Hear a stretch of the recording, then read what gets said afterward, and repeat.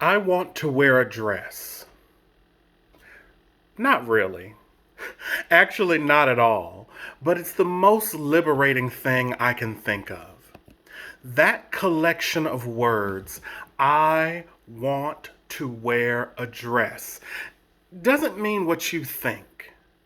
I want to have an image of myself that is so brave, so bold, so settled, to have the mind, the self-esteem, the strength to let your purpose, your you, ooze and bubble and rise to the top, so high and so unadulterated that it doesn't even occur to you to think, to ask, to wonder, to forget to concern yourself with what somebody else might think. It should be easy. You shouldn't have to be smart to have it. That's why they call it free dumb. I want to shine. I want to be the baddest chicken on the roost and not give a cluck what you think. I want to shine. I want to be unstoppable, unbreakable, unbendable, unblendable, a force of nature. You can't stop me. I want to shine. No mayo, no lettuce, no cheese, no bread, all meat, savory, succulent, never overcooked, never over-seasoned badness. Just fly. I want to be weird. My own unbothered, unquestioned, so comfortable in my skin, I can't stand it, free. I want to wear me so well that you wonder where I got it and if I bought it on sale. I want to love me. I want to love me. I want to love me. I want to be me and not be a celebrated novelty. My normal is normal. My great is great. I am enough. And that's the only way I could think to say it. That poem, that feeling, that, my dear friends, is how every person on this planet wants to live.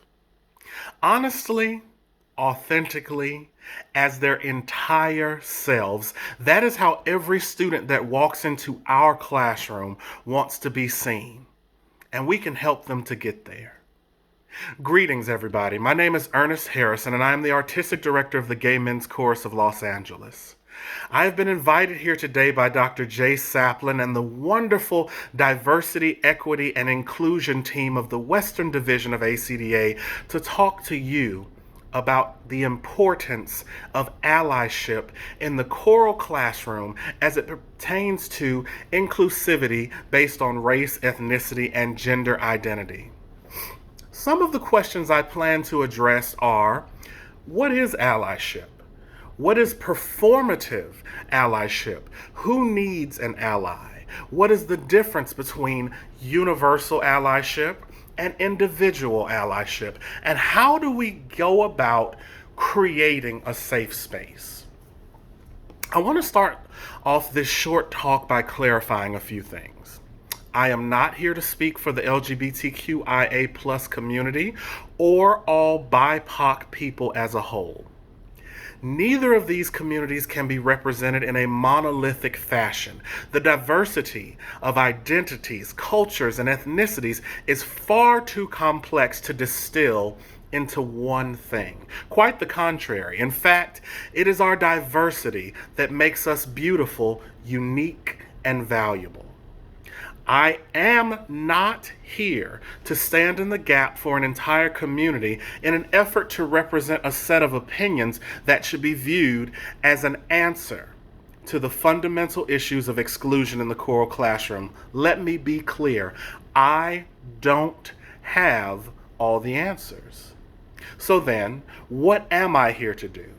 I am here to take you by the hand and walk you to the door of this conversation. It is your responsibility, however, to knock.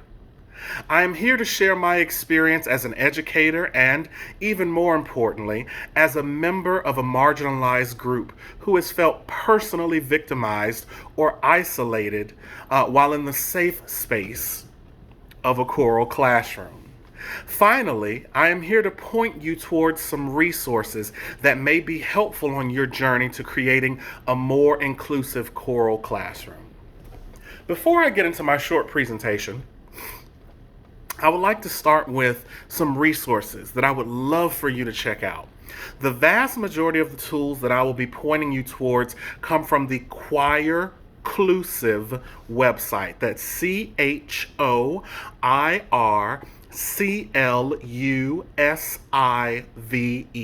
Choirclusive. It's an organization that was pioneered by an amazing musician and educator, Kate Krellin. This website is full of tools for creating a safe space and inclusive classroom. I would highly recommend visiting choirclusive.com and reviewing the materials there if you have further questions. There are tools for the first steps you can take to transforming your classroom, how to degender your uniforms, how to degender your repertoire. Another wonderful, wonderful colleague that I would strongly recommend reaching out to and looking into their research on this particular topic is Dr. Josh Palkey at the University of California, Long Beach. Fantastic information, fantastic research that has already been done that you can access now and begin to learn and educate yourself. So, I would also like to, let me just keep moving forward. I plan to address this topic last, but I feel as though it would be most pertinent to get this out of the way. Let's talk about this buzzword, safe space. Now, I hear you talking to me through the screen and you're saying, EJ, you can call me EJ because we're close like that. You're saying, EJ, my classroom is a safe space already. All of my students feel safe, and I go out of my way to make sure that my repertoire, my speech, and my policies are inclusive. Well, if I may posit this to you, a safe space is only a safe space if it is actually protecting the people it was intended to protect. What do I mean? Let me tell you a story. This story is about two neighbors, Frank and Hank. Frank loved birds, and he wanted to attract some birds to his yard to create a safe space for them. He had heard that the hummingbird population in his neighborhood was in danger, and he wanted to help. So what did he do? He set up bird feeders of all kinds. He spread seeds all over the ground. He shooed away all of the squirrels and squirrel-proofed the bird feeders, of course. But still no hummingbirds. So his neighbor, Hank, came by and said, "Hey, I noticed that you've been putting up all these bird feeders in your backyard. How's it been going?" And Frank says, I'm attracting a lot of birds, but no hummingbirds. And I so desperately want to save the hummingbirds. I want to give them a safe space to exist and eat and be. And Hank said, "Well, I noticed that you got a lot of seed feeders, but have you tried a nectar feeder? Those are for hummingbirds." And immediately Frank was furious. I know what birds like. I know what birds need. Furthermore, I've been watching birds for decades, and I should know better than most people how to create a safe habitat for birds. Long story short, how do we know if you have created the proper habitat or safe space for the most marginalized students in your school? Are they in your classroom? If not, you may not have created the safe space that you think you have. Now, I'm going to give you a second to have your existential crisis. Okay, you good? All right, great. Let's keep going. I am not in any way saying that you have not worked hard to facilitate an inclusive environment. I trust, in fact, that you have gone out of your way to do just that. What I would encourage you to do now is to turn your gaze from what you have done to what you still have left to do. Think about Frank.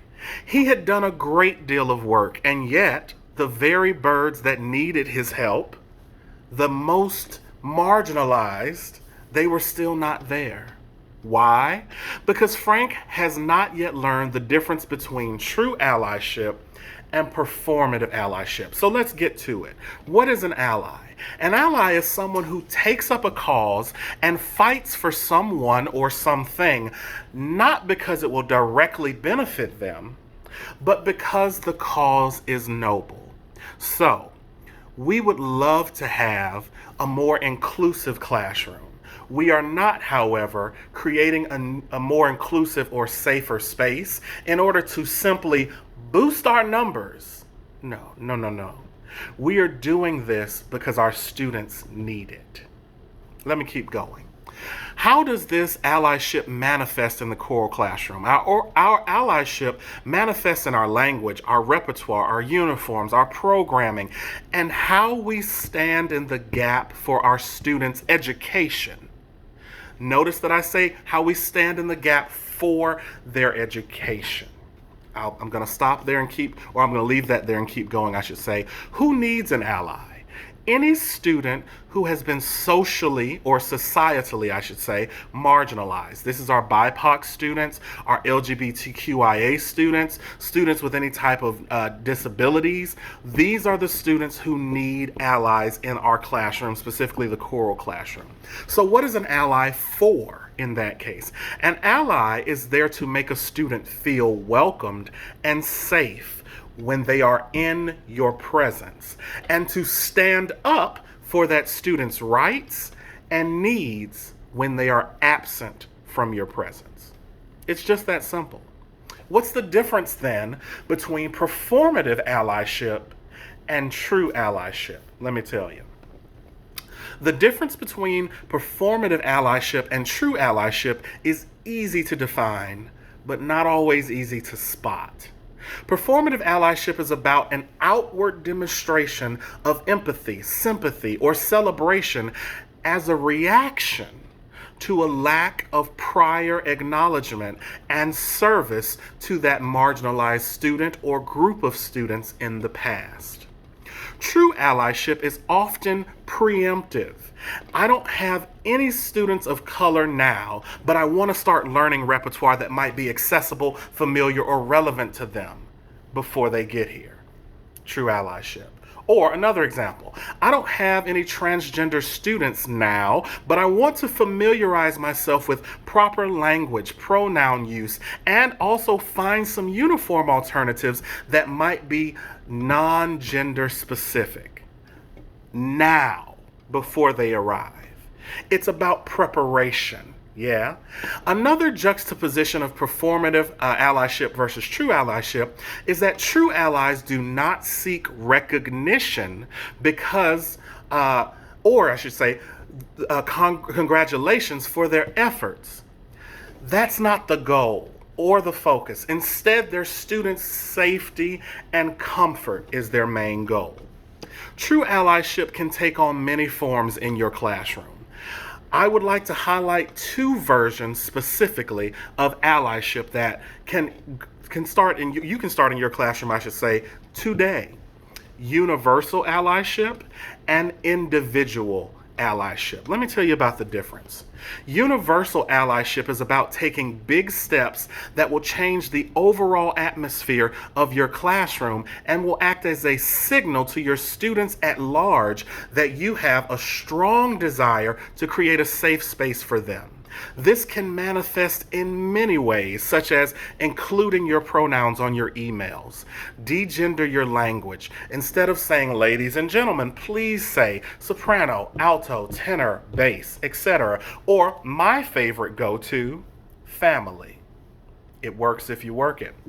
Diversify your wardrobe. Diversify your repertoire. Now let me talk about this diversification of repertoire because we all know what we're talking about here. We're talking about a moving away from westernized classical traditional high art music to forms and genres of music that may be influenced by high art westernized traditional music but are not birthed necessarily directly from them and do not thrive on those genres and those musical elements. We're talking about jazz, we're talking about gospel, we're talking about spirituals, we're talking about all of the music that we tend to lump under world music. I know that some of those genres of music are scarier than others, but look at it from this perspective. The music that you teach your students every day is widely unknown to them. How much time do they spend in fear of Bach, Brahms, and Berlioz? Maybe it's time for you to be afraid for a little while as you explore Dave Brubeck and William Dawson. Just going to leave that right there. The goal of all of this is to get your students to say, oh, this is somewhere that I have the option to go to if I need to take refuge. That is the goal of universal allyship. Individual allyship manifests in a very different way. I like to think of it as public displays versus a private display. For instance, knowing your students' preferred pronouns is universal allyship, absolutely. However, having a private conversation with your students about their comfort with the public use of their pronouns in an effort to not out them is individual allyship. Apologizing in the moment to a student for the misuse of a pronoun or for dead naming them in a rehearsal or a public space, that's universal allyship. Emphasis on apologizing in the moment. Going to that student in private to further express your apology and then working to ensure that that behavior will not continue is individual allyship. A few more examples. Creating an information document that asks about your students' pronouns and under what circumstances they might be used. I just referenced that. An open door policy for your students to come and talk with you at any moment about any of these issues that are affecting their lives. Asking your students about how you can personally improve your classroom and create a true safe space. These are just a few small steps on the road to creating a more inclusive classroom space. I would now like to go over just a few personal do's and don'ts. But before I do, I have to reiterate, this journey is not for your students, it's for you. Please do not put the onus on them to fix your language, your classroom, your mindset. Furthermore, do not spotlight your students in a world that already keeps them under 24-hour surveillance for being different. How do I know? I am Black and I am queer from the South. I have a PhD in being marginalized. I have been a victim of misguided attempts to understand me more times than I can count. Do you know what they all had in common? Nobody asked me what I needed. They assumed. Nobody asked me who I was. They assumed. Let me tell you a quick horror story. I am proudly wearing Tuskegee University, my first alma mater, and after that I went to 3 predominantly white institutions, PWIs as they're often referred to. In one of these institutions, I was invited to sit in on a rehearsal for an ensemble that was singing a spiritual. And after the rehearsal was done, at the last few minutes, the ensemble director asked all of the members, 40 or so of them, to gather around me in a tight circle and observe me as I sang a spiritual. As he said, do exactly as EJ does. This was the most horrifying experience of my life. Please do not do this to your students. Not that specific example, of course. That's very specific to my experience. But don't do that in any other way, shape, fashion, or form. Do not take your students and put them before the rest of the class and say, this person is different. And they are now going to tell us why they're different, and how we should treat them. That is not your students' responsibility. That is something they're living with every day. If you really want to create a safe space for them, allow them to escape from that oppression, from that pressure, from that spotlight for just a little while. Do's and don'ts as I close. Do not make your marginalized students feel as though their identity is the problem, as opposed to the way that society views and reacts to their identity being the problem. Your marginalized student is not responsible to lead the conversation, nor are they required to out themselves or act as the sole representative of their ethnicity or culture. Now, if you can't remember anything else I have said today, please take these few things away. If you're starting this conversation, if you're starting this journey, which I hope that you are, I want you to do these steps. Listen to your students, ask questions, listen to your students, apologize often, and listen to your students. Oh, wait, make a plan and act on it. And did I forget? Listen to your students. In conclusion, my dear friends and colleagues, this is something you're going to fail at. I'm sorry. You are. It's like taking a test in a language that you don't speak. But I promise you, with each failure, you're going to learn more and become better at this. And please, allow me to assuage your fears and to assure you of this on behalf of all of us marginalized folks out here. We can recognize very clearly who is trying and who is not. And regardless of the many, many missteps that you will make, for many of us, just knowing that you're trying makes all of the difference.